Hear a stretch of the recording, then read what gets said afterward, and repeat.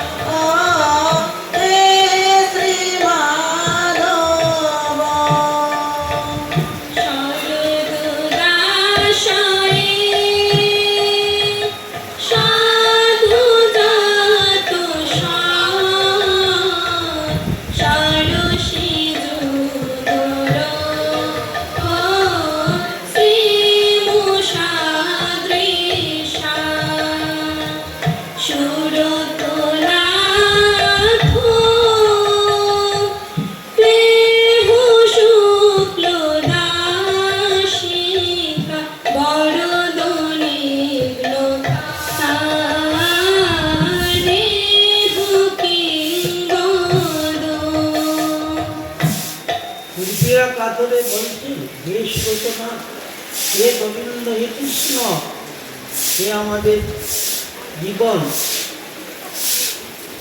তুমি যদি দর্শন দিতে পারো না, দাও না, আমরা তো অপরাধী, সেই অপরাধীদের তুমি দর্শন দিচ্ছ না, দিবে না, তাহলে এই কাজ করো, তুমি দর্শন দিও না।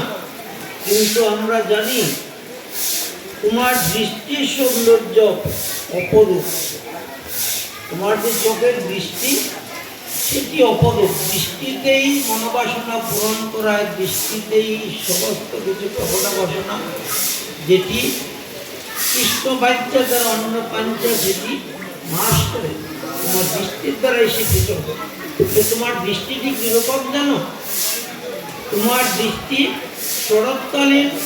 শরৎকালে সরোবরে যে পদ্ম প্রস্ফুটিত হয় জলের মধ্যে, সেই পদ্ম ফুলের মধ্যখানে কর্ণিকা, যেটিকে বলছেন সৌনাক, সেই কর্ণিকা সৌনাককে অতিক্রম করে পদ্ম ফুলের চতুর্দিকে শতদল পাপড়িগুলি সব এইভাবে থাকে, মধ্যে কেন কর্ণিকা যেন চারদিকে চেয়ে আছে, এই পাপড়িগুলো দেবে সেই কর্ণিকাটার সৌন্দর্য অবলোকন করছে। তাই গোপীরা বলছেন তোমার চোখ এর যে বলিটা সেটি যে কর্ণিকা সদৃশ, তাই সেটির দৃষ্টি অপরূপ দৃষ্টি। তুমি যদি দর্শন দিতেই না পারো, তাহলে অন্তত তোমার সেই দৃষ্টিটা আমাদের উপর নিক্ষেপ দাও। আচ্ছা, কি হবে জানো? তোমার সেই দৃষ্টি অবিষ্টপ্রদ, নিজেদের দ্বারা বিনামূল্যে তোমার কাছে সমর্পণ করে আমরা তোমার কাছে সমর্পিত হয়েছি। কিভাবে জানো? বিনামূল্যে, আমরা কোনো মূল্য চাই না, আমরা তোমার বিনামূল্যের দাসী, অর্থাৎ পরিবর্তে কিছু চাই না।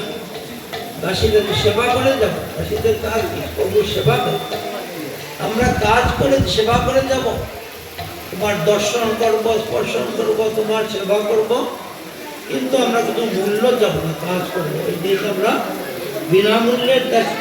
তাই আমরা অন্য কিছু চাইছি না, কিন্তু তোমার এই শুভ দৃষ্টিটা আমাদের দিকে তুমি দাও, তাহলে আমরা অবশ্য করতে আপনারা এই চাচ্ছি সেটি হয়তো একদিন আমরা পেতে পারি।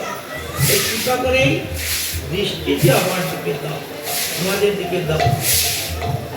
হে দইয়ে, হে প্রিয়তম, তুমি যদি নিজে নিজেই গোপীরা প্রশ্ন করছেন বলতো, তুমি যদি বলো তোমার দৃষ্টি আমাদেরকে দিয়েছ বলে আমরা বেঁচে আছি, আমরা না চাইতেই দিয়েছি, তার জন্য আমরা বেঁচে আছি। বেড়ে হয়ে আমাদের বেঁচে থাকার কথা, তাহলে শোনো, আমরা যে বেঁচে আছি দেখছো, আমরা লজ্জা করতে তোমাকে ডাকছি বলছি, সেই দেহটা আছে কিন্তু তার মধ্যে প্রাণ নেই। সেটি পুতুল সম, পুতুলের মতো এই দেহটিকে দেখছো, সেটাতে প্রাণ নেই। প্রাণ কোথায় গেল? প্রাণ তো তুমি চুরি করে নিয়েছ, তুমি প্রাণ চুরি করে নিয়েছ। যদি বলো আমি কিভাবে চুরি করলাম, আমি কি চোর? যেটা বলছেন কে সেটি আমরা জানি, তুমি তো চুর সেটি জানি। কেন জানো? তুমি তো ছোটকালে ননি চুরি করে রোগীদের ঘরে ঘরে গিয়ে, এটি তো আমরা জানি। তাহলে তোমাকে বলা হয় ননি চোরা, তাহলে তুমি চুর নও। সেই চোরের স্বভাবটা রয়ে গিয়েছে, তাই এখন তুমি আমাদের মন চুরি করে নিয়েছো, প্রাণ চুরি করে নিয়েছো। আমরা যে দেখছো বেঁচে আছি নিষ্প্রাণ, প্রাণ তুমি চুরি করে নিয়েছো। তাই গোপীরা বলছেন প্রাণ যে চুরি করে নিয়েছো, তাহলে এখন আমাদের অবস্থা কি তা শুনো। হে নন্দনা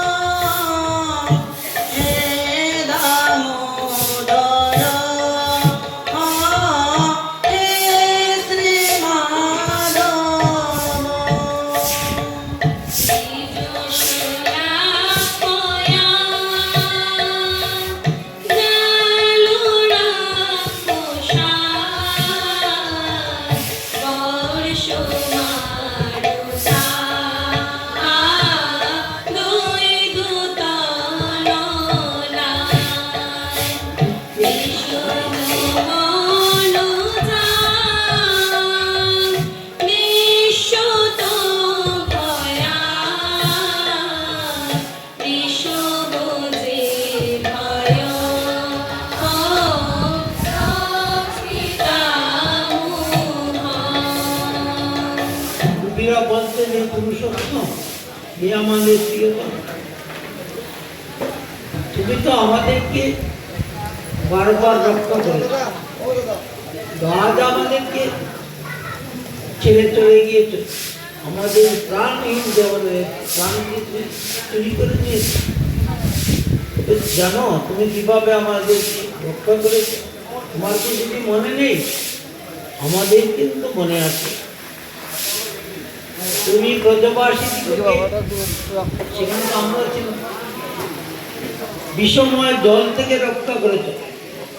বিষপূর্ণ জল কোথায়? কালীহ্রদের জল। কালীহ্রদের জল তো বিষময় হয়ে ওঠে কালীহ্রদে আসার ফলে।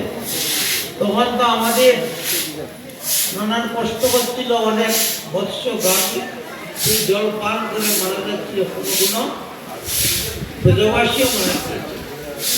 সেই বিপদ, সেই বিষময় জলকে তুমি কালীহ্রদকে বিতাড়িত করে লীলার মাধ্যমে করে সেই জলকে বিষ মুক্ত করো, স্বচ্ছ করো। সেই স্বচ্ছ জল হয় ব্রজবাসীদের, আর সেই ভয় থাকে ব্রজবাসী জল পান করতে পারে। তাহলে তুমি আমাদেরকে রক্ষা করেছো, তারপরে আরো কত বিপদ থেকে রক্ষা করেছো। তুমি অগাসুরকে বধ করে ব্রজবালকদের রক্ষা করেছো, ব্রজবাসীদের রক্ষা করেছো, আমাদের রক্ষা করেছো। তুমি প্রকাশনকে বধ করেছো, যিনি কংস একে কংসকে পাঠিয়েছে ব্রজবাসীদের বিনাশ করার জন্য, এবং তোমাকেও স্বয়ং বিনাশ করার জন্য।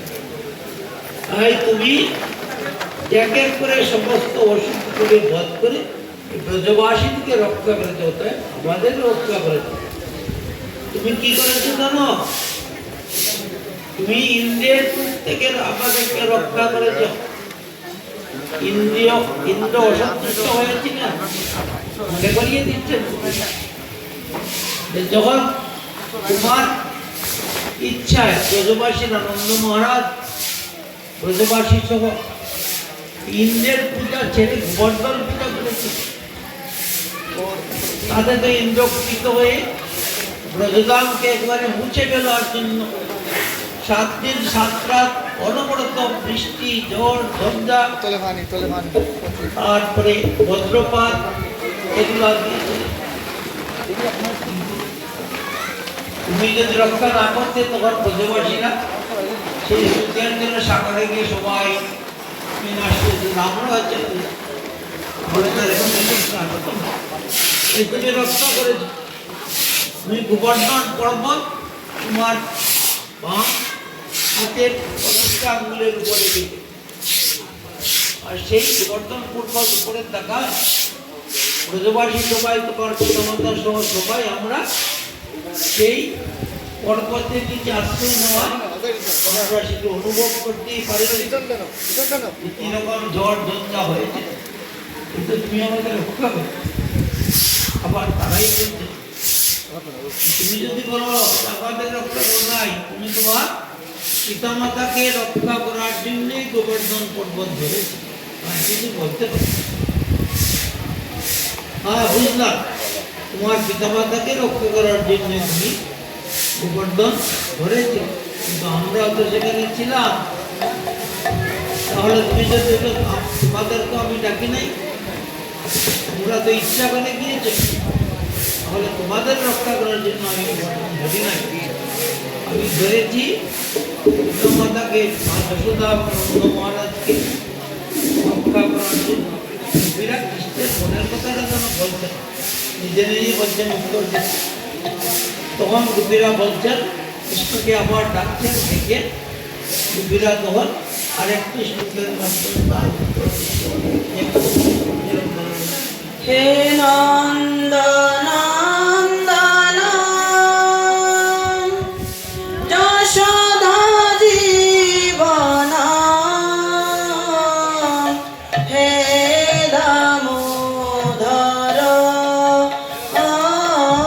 হে শ্রী মাধব।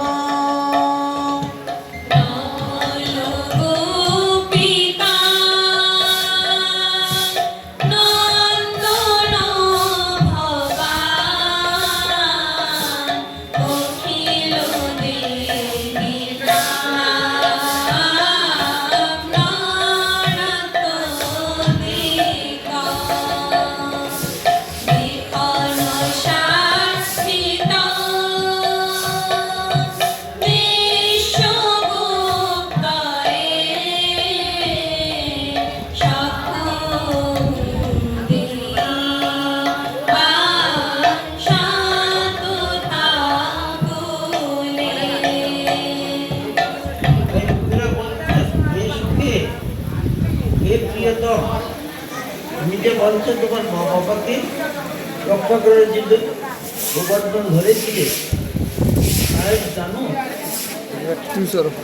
তুমি তো শুধু মা যশোদা এবং নন্দ মহারাজের পুত্র নও, তুমি তো সাক্ষী স্বরূপ জগতের, জগতের সবার পিতা বা সবার মাতা বা সবাই যে তোমাকে যেভাবে চায় সেইভাবে ধরা যায়। পুত্র কারো বন্ধু সব ক্ষেত্রেই তো তুমি আছো। এই ব্রজবাসীদের মধ্যে তোমার মা বাবা শুধু নয়, সেখানে তোমার সখারা ছিল, সেখানে গোপীরা আমরাও ছিলাম। এই সবাই যে রক্ষা পেয়েছে তা তো ঠিক। এই যদি তুমি বলো তুমি মা বাবার সঙ্গে সৈন্য করেছ, তা আমরা ভাবতে পারছি। কারণ তোমার আবির্ভাব হয়েছে জগতের উপকারের জন্য, সবার উপকারের জন্য, সবাইকে রক্ষা করার জন্য, পাপ বিনাশ করার জন্য, আর ভার হরণ করার জন্য, সাধুদিকে রক্ষা করার জন্য, অসুরদিকে বিনাশ করার জন্য। তাই তো সবার জন্য তুমি, তাই শুধু তোমার পিতা মাতাকে জন্য করেছ সেটি আমরা মানতে পারছি না। তাহলে শুনো, হে নন্দনন্দন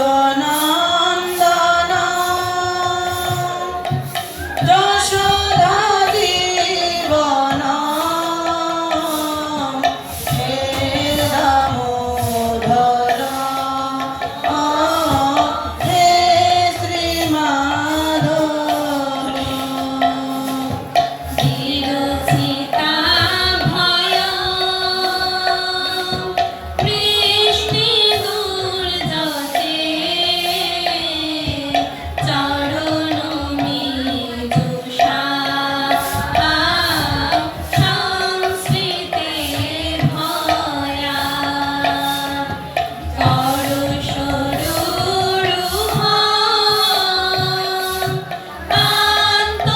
কান্তকামুদা শিরোষি দেবী শ্রীকরো গ্রহ। এ বীরশ্রেষ্ঠ, কৃষ্ণের শ্রেষ্ঠ, হে প্রিয়তম, তুমি তো কোনোভাবেই আমাদের ধরা দিচ্ছ না, দর্শন দিচ্ছ না। তাই আমরা তোমার কাছে এই দর্শন না চেয়ে একটা জিনিস চাচ্ছি, দৃষ্টি চেয়েছিলাম, সেটিও তুমি দিলে না। তাই আমরা এখন তোমার পদ্ম সদৃশ, কমল সদৃশ যে হস্ত, তোমার হাতটি কমলের মতো নরম, পবিত্র, কমল পুষ্পের মতো, সেটি আমরা জানি। এবং এই কমল সদৃশ হস্ত দ্বারাই তুমি লক্ষ্মী দেবীর হস্ত ধারণ করেছো, পানি ধারণ করেছো। লক্ষ্মী দেবী তোমার হাতে হাত রেখেছে। হোক আমাদের কথা ভাবো, আমাদের কি কষ্ট হচ্ছে তোমার বিরহে, তাহলে অন্তত তোমার এই পদ্ম সদৃশ হস্তকরা আমাদের মস্তকে রাখো, তাতেই আমরা সন্তুষ্ট হব। আবার ভাবছেন কবিরা, যেই কৃষ্ণের কথা ভাব, এই আমরা তো বললাম হস্ত রাখবে, তুমি যদি বলো তোমরাই তো বললে আমার পদ্ম সদৃশ হস্তটি লক্ষ্মী দেবীকে, লক্ষ্মী দেবীর হস্ত ধারণ করেছে, লক্ষ্মী দেবীর হাত আমার হাত ধারণ করেছে। তাহলে এই পদ্ম সদৃশ হস্তটি আমি লক্ষ্মীকে দিয়ে দিয়েছি, সেটি তো লক্ষ্মীর অধিকার, তাই না? কৃষ্ণের কথাটি বলছি, সেটি তো লক্ষ্মীর অধিকার। তাহলে আমাদেরকে কিভাবে দিবে তুমি বলতে পারো, লক্ষ্মীকে দিয়েছ তুমি বলতে পারো। তাই তাও যদি না দাও, একান্ত সেই আকাঙ্ক্ষা যদি তুমি পূরণ না করো, তাহলে তোমার পরম কবলে লক্ষ্মী দেবীর অধিকার ঠিকই, কিন্তু আমাদের প্রার্থনা লক্ষ্মী দেবীর এই অনুমতি নিয়েও যদি লক্ষ্মী দেবী সন্তুষ্টি বলেন যে তোমার হস্তকণা, পদ্মস্বরূপ হস্তকণা আমাদের মস্তকে কষ্ট করানোর জন্য, তাহলেও আমরা খুশি। লক্ষ্মী থেকে জিজ্ঞেস করছি, তিনি বলেন তাহলেও তোমার এই পদ্মসদৃশ আমাদের মস্তকে রাখো, কারণ এই পদ্মের সদৃশ হস্তের ছোঁয়ায় আমাদের সমস্ত বিরহ বেদনা চলে যাবে। এই হাতের স্পর্শেই, আমাদের মস্তকের স্পর্শেই আমরা তোমার সুখ অনুভূত হবে, আমাদের মধ্যে বিরহ থাকবে না, আনন্দ অনুভূত হবে। হে দয়িত, হে প্রিয়তম, তুমি কৃপা করে অন্তত তোমার এই হাতটি আমাদের মস্তকে রাখো। যদি তাও না পারো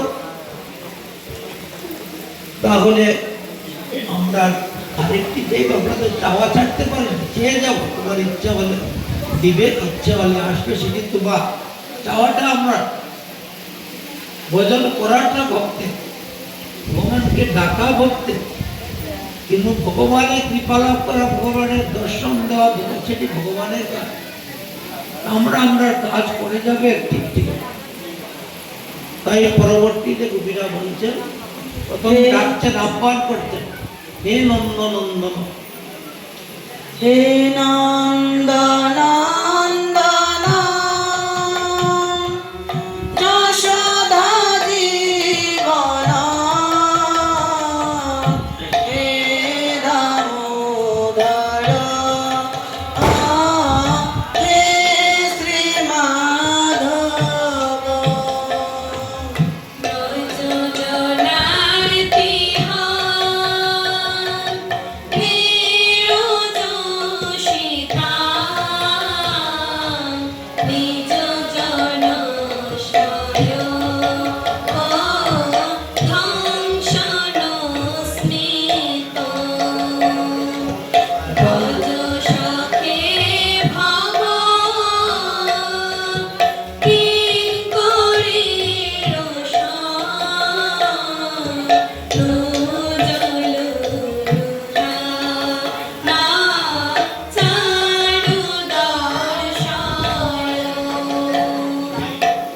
হে ব্রজজনের দুঃখ বিনাশক, হে ব্রজজনের বন্ধু, অতি আপনজন, হে কৃষ্ণ, তুমি যদি আপনাদের মস্তকে হাত দিতে না পারো তাহলে একটি কাজ তো করো। আমরা জানি তুমি নারী জাতির বীর পুরুষ, তোমার হাস্য, তোমার হাসি ভক্তগণের গর্ব নাশ করে। তোমার হাসি তো অপরূপ, মৃদু মৃদু হাসি, সুহাস্য হাসি, তুমি হেসে হেসেই কথা বলো। তাই তোমার হাসিতে, এই মৃদু মৃদু হাসিতে অহংকারী যারা, সেই ভক্তগণের ভক্তি নিয়ে যারা অহংকার করে, আমি বড় ভক্ত, আমি বেশি সেবা করি, আমি ভক্তি করি, হয়তো আমাদের সেটি হয়ে গিয়েছে আমাদের জানতে। তাই তোমার সেই হাসিটা যদি আমাদের দেখাও, এই হাসিটা দেখাও তাহলে আমাদের সেই গর্বটা নাশ হয়ে যাবে। তোমার হাসি গর্ব নাশ করে, ভক্তি গর্ব নাশ করে, হয়তো আমাদের সেটি হয়ে গেছে আমরা জানি। এই কৃপা করে অন্তত তোমার হাস্যপূর্ণ বদনটি আমাদেরকে দর্শন করা হয়, তোমার হাসিটি আমাদেরকে দেখো, তোমার দাসীরূপে আমাদের গ্রহণ করে দর্শক দাওয়াটা দাও পুরোপুরি, মনে মনে গ্রহণ করে। যদি তোমার এই বদন কমল, যে বদন কমলে মৃদু মৃদু হাসি আছে, সেই হাস্যপূর্ণ বদনটা যদি আমাদেরকে দেখাও, সেই মুখপদ্ধতি থেকে দর্শন করি আমরা, তাহলে আমাদের সমস্ত নাশ হবে, মনোবাসনা পূরণ হবে। আমরা হয়তো নির্মল হয়ে যাব, হয়তো অবশ্যই তো কোনো অপরাধ করি যার জন্য তুমি ধরা এসেও চলে গেলে।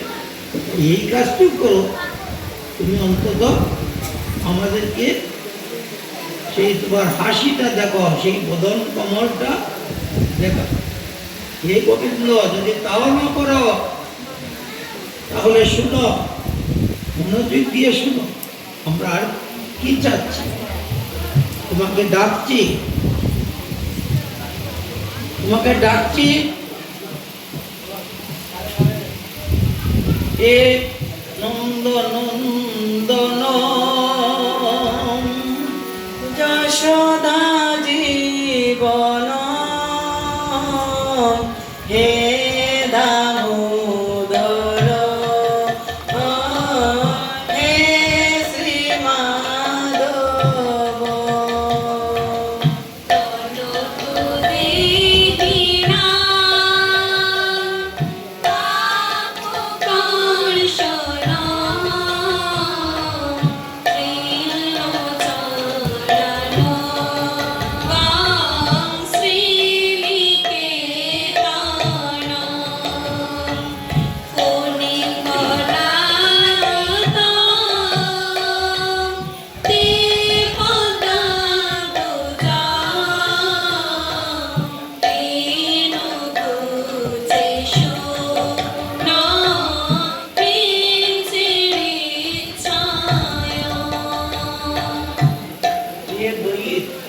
প্রিয়তম আমাদের তো কিছুই দিচ্ছ না, বর্ষা তো দিচ্ছই না, আমরা এক এক করে চাইলাম, কিছুই দিচ্ছ না।